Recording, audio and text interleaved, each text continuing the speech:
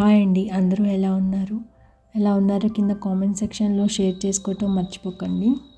ఇంకా ఈ వ్లాగ్లో మా జర్నీ, ఇంకా మేము వెళ్ళే టెంపుల్, ఇంకా టెంపుల్కి వెళ్ళిన తర్వాత మేము ఎక్కడికి వెళ్ళాము ఏంటి అన్ని విశేషాలు మీతో పంచుకుంటాను. వీడియో ఎవరైనా కొత్తగా వ్యూ చేస్తుంటే సబ్స్క్రైబ్ చేసుకోవటం మర్చిపోకండి. అలాగే వీడియో నచ్చితే లైక్ చేయడం మర్చిపోకండి. ఈ వీడియో లాస్ట్ సండే ఇక్కడ హైదరాబాద్లో బోనాలు జరుగుతున్నాయి. కానీ మేము మా ఇంటి దేవరకి సార పెట్టుకోవడానికి మేము కనిగిరి దగ్గరలో ఉన్న వెంగళాపురానికి వెళ్తున్నాం. ఇంకా గుడికి మొదటిసారి వెళ్తున్నాం మేము. మా హస్బెండ్ ఇంతకుముందు ఒకసారి వెళ్ళారు. మేము ఫ్యామిలీగా మొదటిసారి వెళ్తున్నాం అందరం కలిసి. హైదరాబాద్ నుంచి 7 hours జర్నీ ఉంది. మార్నింగ్ 3 o'clock అలా స్టార్ట్ అవుదాం అనుకున్నాం, కానీ నిద్ర లేచేసరికి 4 అయింది. ఫ్రెష్ అయ్యి రెడీ అయ్యేసరికి 6:30 అయింది. ఆ టైంలో స్టార్ట్ అయ్యాం. ఇంకా ఆ రోజు వెదర్ అయితే చాలా బాగుంది. హైదరాబాద్లో మేము స్టార్ట్ అయినప్పుడు చాలా కూల్గా ఉంది. అక్కడికి వెళ్తూ ఉన్న కొద్దికి ఎండ బాగా ఎక్కువ అయింది. అక్కడికి వెళ్ళేసరికి విపరీతమైన ఎండ, బాగా చెమటలు పట్టాయి. ఇంకా పిల్లలైతే జర్నీ స్టార్ట్ అవ్వగానే పడుకున్నారు. కొద్దిసేపటికే మార్నింగే లేచారు కదా, పడుకున్నారు. ఇంకా మేము వెళ్ళే దారిలో నాగార్జున సాగర్ వస్తుంది. ఇంకా అక్కడికి రాగానే డ్యామ్ చూస్తామని చెప్పారు. ఇక దానికోసమని వాళ్ళని నిద్ర లేపాం. అదంతా ఇంకా ఫారెస్ట్ ఏరియా కదా, చాలా బాగుంది. అంతా గ్రీనరీగా చాలా ఎంజాయ్ చేసాం డ్రైవింగ్ చేసేటప్పుడు. ఆ రోజు నాగార్జున సాగర్ మాచర్ల దాటిన తర్వాత ఒక ఫారెస్ట్ ఏరియా వచ్చింది. ఇంకా అక్కడైతే అసలు సిగ్నల్స్ కూడా లేవు. ఒక 20-25 minutes డ్రైవ్ చేసాం. ఇంకా రోడ్లు కూడా అసలు బాగాలేదు. చుట్టూ చెట్లు అవి అయితే బాగున్నాయి, కానీ రోడ్ మాత్రం అసలు బాగాలేదు. ఎవరైనా ఆ వేలో వెళ్ళాలి అనుకుంటే స్కిప్ చేయండి. పైగా అది 1 way. టర్నింగ్స్ అవి తిరిగేటప్పుడు సడన్గా ఆపోజిట్ సైడ్లో ఎవరో ఒకళ్ళు వచ్చేస్తున్నారు. చాలా కేర్ఫుల్గా ఉండాలి ఆ డ్రైవింగ్లో. నాగార్జున సాగర్ డ్యామ్ దగ్గరికి వచ్చేసాం. వాటర్ చూస్తే చాలా తక్కువగానే ఉన్నట్టు అనిపిస్తున్నాయి మరి ఇటువైపు నుంచి చూస్తే. మార్నింగ్ ఏం బ్రేక్ఫాస్ట్ చేయకుండా వచ్చాం కదా, ఇంకా దానిలోనే ఒక చోట ఆపి బ్రేక్ఫాస్ట్ చేసేసాం అక్కడే. సాగర్ రీచ్ అయ్యేసరికి 10-10:30 అలా అవుతూ ఉంది.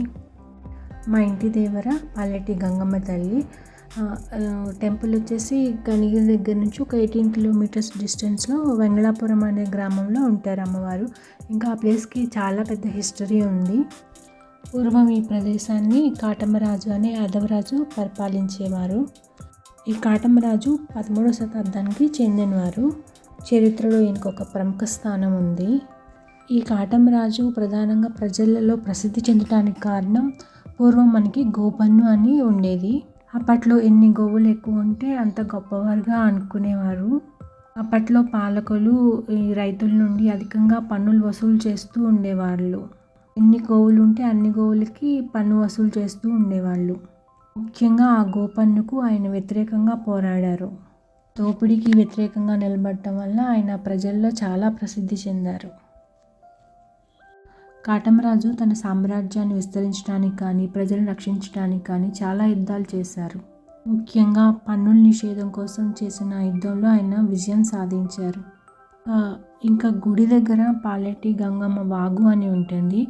ఆ వాగు అయితే రక్తం ఏరులై పారిందంట. దానికి ఈ అమ్మవారే సాక్ష్యం అని చెప్తూ ఉంటారు. కాటమరాజు కథలు అని చిన్నప్పుడు మనకి దూరదర్శన్ టీవీలో కూడా వస్తూ ఉండేవి. మీలో ఎవరికైనా దూరదర్శన్ సీరియల్ గురించి ఐడియా ఉంటే కింద కామెంట్ సెక్షన్లో షేర్ చేసుకోవటం మర్చిపోకండి. నేను ఇందాక చెప్పాను కదా, ఒక ఫారెస్ట్లో ట్రావెల్ చేసాం, సిగ్నల్ కూడా లేవు అని. ఇదే ఆ రోడ్డు ఎలా ఉందో చూడండి. ఇంకా ఆ టర్నింగ్స్ దగ్గర ఎవరైనా సడన్గా వస్తే అలానే ఇలా బస్సులు ఇలా వచ్చినప్పుడు సడన్గా కిందకు వెళ్ళాల్సి వస్తూ ఉండేది.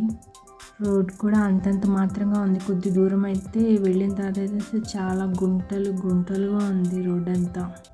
హైదరాబాద్ నుంచి బయలుదేరేటప్పుడు అన్నీ తీసుకున్నాం, కానీ పూలు, పళ్ళు, స్వీట్స్ తీసుకోలేదు. వాటి కోసమని మధ్యలో ఒక చోట ఆగాం.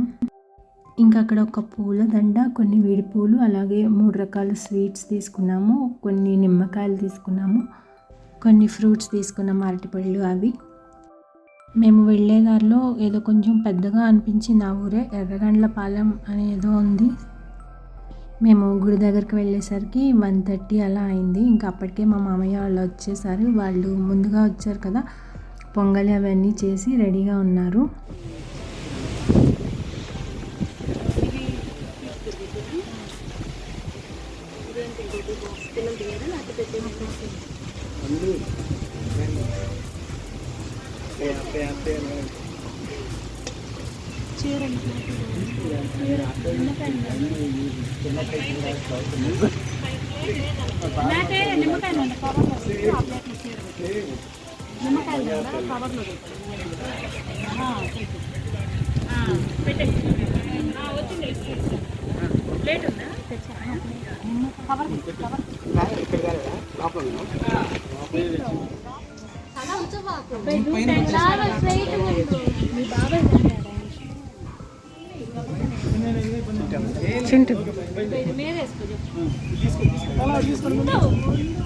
అదేదో ముందు తీసుకొని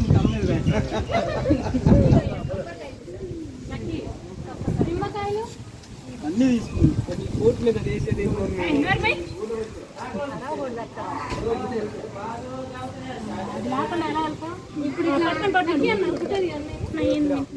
అలా అందరం సారా అవన్నీ తీసుకుని గుడి చుట్టూ 3 ప్రదక్షిణాలు చేసాం. తర్వాత గుడి లోపలికి వెళ్ళాం.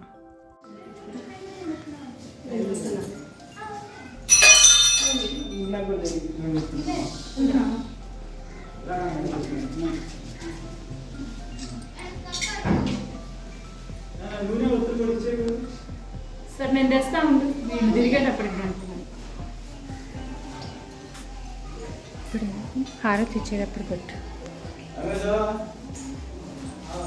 ఇది ఒకటి ఒక సరిపోతున్నాం పెట్టేసి కాయలు పెడుతున్నారు కదా మరి కూర్చో పెట్టేసి చలివిడేదమ్మా లక్ష్మి చలివిడి పక్కనే ఉంది. చలివిడమ్మా చలివిడి వీటిలో పెట్టరు, అది కూర్చొని ఉండలు చేసి వాళ్ళు అవి పెడుతున్నారు 2 కాయలు.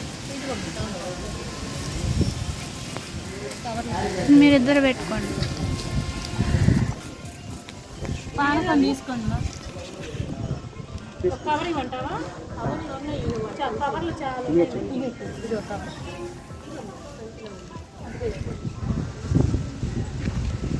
ఇది సంచిలో పెట్టేసి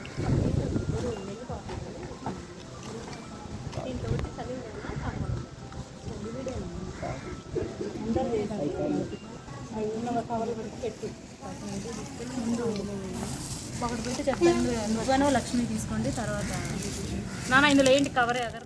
అమ్మవారికి పొంగలి, చలిమిడి, సారా అన్నీ సమర్పించిన తర్వాత కొంతమంది ముత్తైదువులకి పసుపు, కుంకుమ, తాంబూలం ఇచ్చాము. అత్తయ్య వాళ్ళ ఇంటి దగ్గర నుంచి వచ్చేటప్పుడు వంట చేసుకొని తీసుకొచ్చారు. ఇంకా పూజ అవన్నీ అయిపోయిన తర్వాత ఇంకా అందరం కలిసి అక్కడే కూర్చుని భోజనం చేసాము.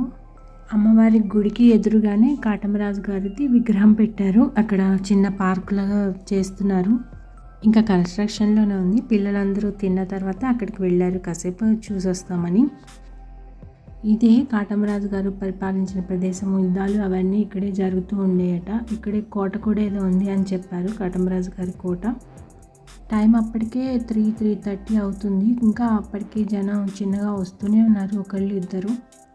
ఇంకా నేను గుడి అంతా ఒకసారి వీడియో తీసుకుందామని ఇలా వాళ్ళందరూ భోజనం చేస్తుంటే నేను ఇలా పక్కకు వచ్చి గుడి అంతా వీడియో చేస్తున్నాను. అమ్మవారికి ఎదురుగా ఇక్కడ ఒక శ్రీచక్రాన్ని ప్రతిష్ఠించారు. ఇక్కడ పసుపు, కుంకుమ ఇవన్నీ పెడుతున్నారు. ఇక్కడ ఒక చిన్న కాయిన్స్ కూడా నిలబెడుతున్నారు. మేము వచ్చే టైంలో అక్కడ ఎంత విపరీతంగా గాలి వస్తుందంటే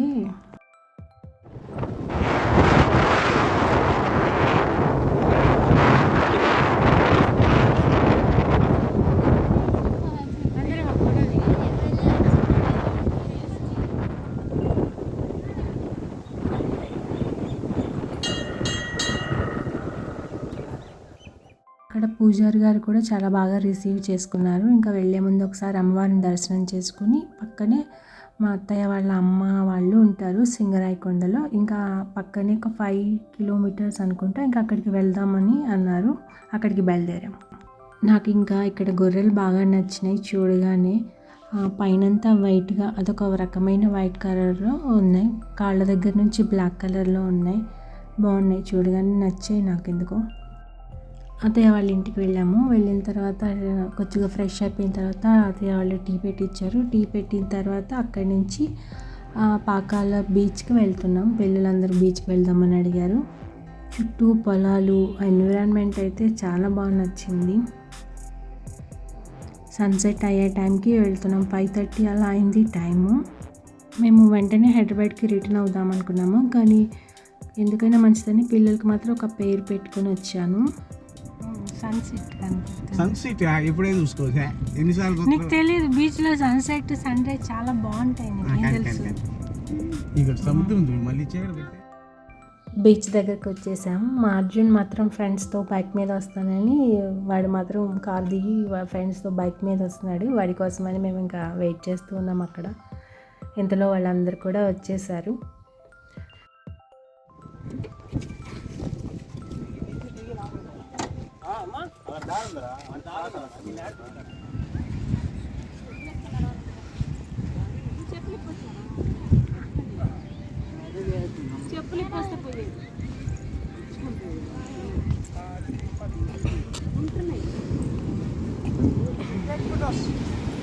ఏంటి ఇంత పైకి వస్తున్నాయి అనుకుంటా వాటర్, ఇంత పైకి వస్తాయి అనుకుంటా వాటర్.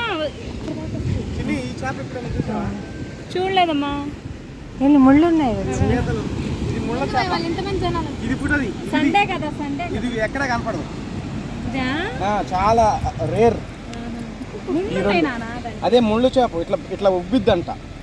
అసలు వాటర్ అయితే అక్కడ వస్తాయి. ఇది ముళ్ళ చేప అంట. మీరిద్దరు కూడా చెప్పులు ఇస్తారా? అవును, చెప్పులు లేకపోతే బాగుంటుంది. బాబాయ్ చేప ఉన్నాయి కదా. గవ్వలు కూడా ఫిష్ అదన్నీ మంచి పాము. కలర్స్ వస్తాయి. పీతలు, ఎండ్రకాయలు, గంపలు,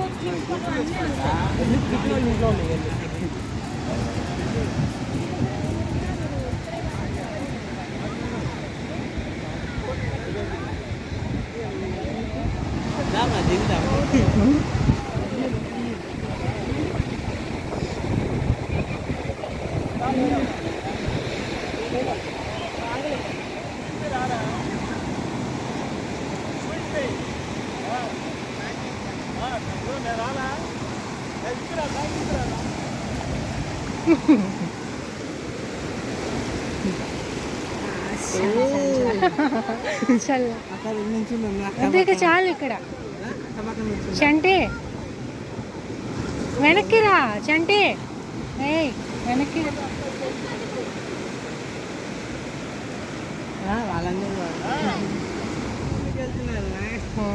చాలే. డాడీ పిలుస్తున్నా చూడు నిన్నే.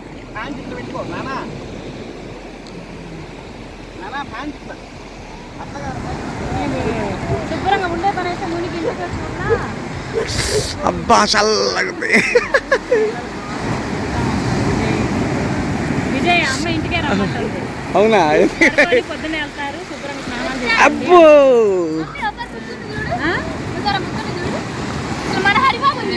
వద్దు. ఈసారి ఎక్కడికి లేదు, వద్దు. రేపు ఈసారి వస్తాలే పిన్ని. ఈసారి వస్తారు. అమ్మమ్మ ఇంటికి రమ్మంటుంది, చేపలు తెప్పించి వండుతాను, తినేసి పడుకొని పొద్దున్నే వెళ్తారు. కానీ భలే ఉంది వాతావరణం చూడు. వద్దంటున్నారు, వెళ్తారు. మళ్ళీ నైట్ అక్కడ పడుకొని ఈ అబ్బాయి ఆఫీస్కి వెళ్ళాలి. లాక్కో వెళ్ళి తాతయ్య అన్నాడు బా.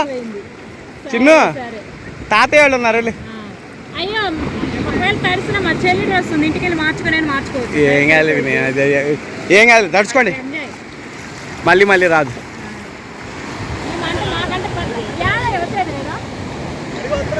వస్తున్నాడు అదిగో. లక్కీ కార్డు కావాలి, బయలుదేరదా. వెళ్ళు బాబా, ఏం కాదు.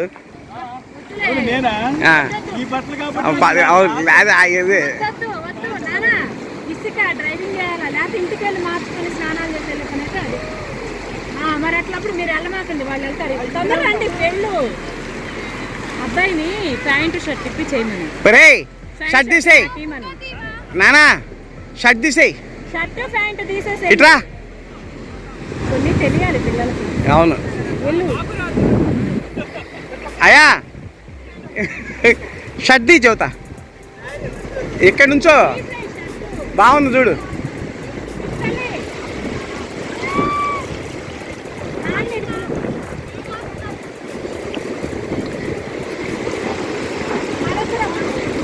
అమ్మా పిన్ని నాకి నేను పట్టుకుంటాయి మీరు వెళ్ళండి హాయిగా. నేను వెళ్ళను. వెళ్ళి పిన్ని. చీర ధరిచింది డాడీకి. అరే ఏం కాదు వెళ్ళు. నీళ్ళు ప్రకృతి చాలా బలంగా ఉంటుందిరా.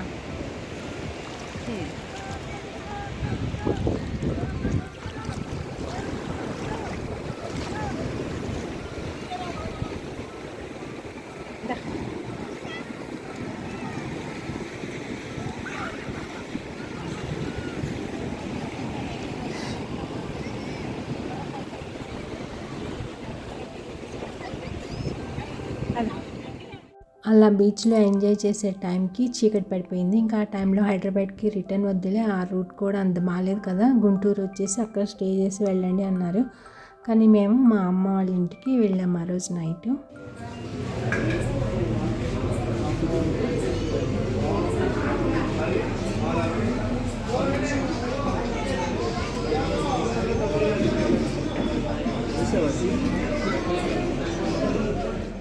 ఒంగోలు దాటిన తర్వాత అనుకుంటా ఓల్డ్ పంజాబీ దాబా అని ఒకటి వచ్చింది. ఇంకా అక్కడ అందరం కలిసి డిన్నర్ కంప్లీట్ చేసుకున్నాం. అలా డిన్నర్ కంప్లీట్ చేసుకొని కార్ ఎక్కామో లేదో పెద్ద వర్షం స్టార్ట్ అయింది.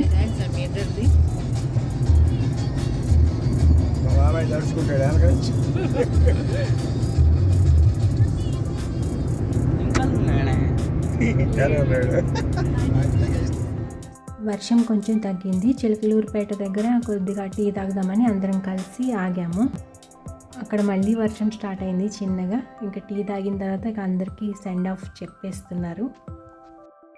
ఇంకా అక్కడి నుంచి మామయ్య వాళ్ళు గుంటూరు వెళ్తారు, మేము విజయవాడ మా అమ్మ వాళ్ళ ఇంటికి బయలుదేరాం.